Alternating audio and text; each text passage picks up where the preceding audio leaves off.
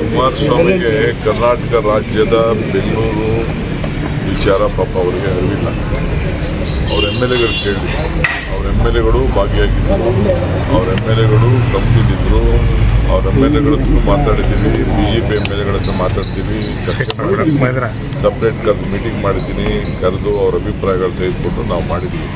ಕುಮಾರಸ್ವಾಮಿ ಹತ್ರ ಪಾಪ ಅವರು ಭಾಳ ದೊಡ್ಡ ವ್ಯಕ್ತಿ ಇರ್ಬೋದು, ನನಗೂ ಸಣ್ಣ ಪಣ್ಣ ಅನುಭವ ಇದೆ.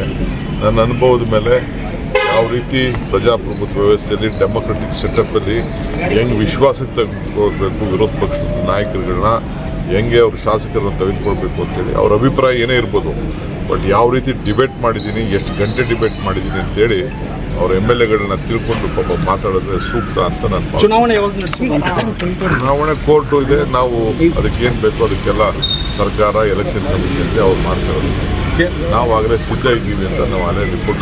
ಕೇಂದ್ರದ ಅನುದಾನ ಬರ್ತಾ ಇಲ್ಲ ಸರ್ ಅಂತ ಸರ್, GBA ಚುನಾವಣೆಯಿಂದಾಗಿ ಕೇಂದ್ರದ ಅನುದಾನ ಬಂದಿಲ್ಲ ಅಂತ ಸರ್, ಕೇಂದ್ರದ ಅನುದಾನ ಬಂದಿಲ್ಲ ಅಂತ ಚೆಕ್ ಮಾಡ್ತೀವಿ ಅಂತ. ಕೇಂದ್ರದ ಅನುದಾನ ಮುಖಂಡರು ಹೈಕಮಾಂಡ್ಗೆ ಪತ್ರ ಬರೆದಿದ್ದಾರೆ, ಸಮುದಾಯದ ಮೇಲೆ ಹಗೆ ಸಾಧಿಸ್ತಾ ಇದ್ದಾರೆ ಅಂತ ಆರೋಪ. ಯಾರು ಹಗೆ ಸಾಧಿಸ್ತಾ ಇಲ್ಲ, ಯಾರು ಮಾಡ್ತಾ ಇಲ್ಲ. ಪಕ್ಷ ಶಿಸ್ತಿನಲ್ಲಿ ಏನು ಹೇಳ್ತದೋ ಆ ಪಕ್ಷ ಶಿಸ್ತು ಎಲ್ಲರಿಗೂ ಕೂಡ ಶಿಸ್ತು ಅಳವಡಿಸ್ತಾರೆ. ಇಷ್ಟು ಮಾತ್ರ.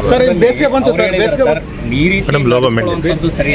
ಬೇಸಿಗೆ ಬಂತು, ನೀರಿನ ಅಭಾವ ಬೆಂಗಳೂರಿನಲ್ಲಿ. ನಾವು ಈಗಾಗಲೇ ಅದರ ಬಗ್ಗೆ ಕ್ರಮ ಕೈಗೊಂಡಿದ್ದೀವಿ. ನೀರಿನ ಬಗ್ಗೆ, ನೀರು ಅಂತರ್ಜಲದ ಬಗ್ಗೆ, BWSS ಬಗ್ಗೆ ಎಲ್ಲ ಕರೆದು ಮೀಟಿಂಗ್ ಮಾಡಿದ್ದೀವಿ.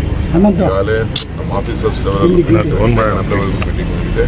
ಏನೇ ಸಮಸ್ಯೆ ಬಂದು ನಾವು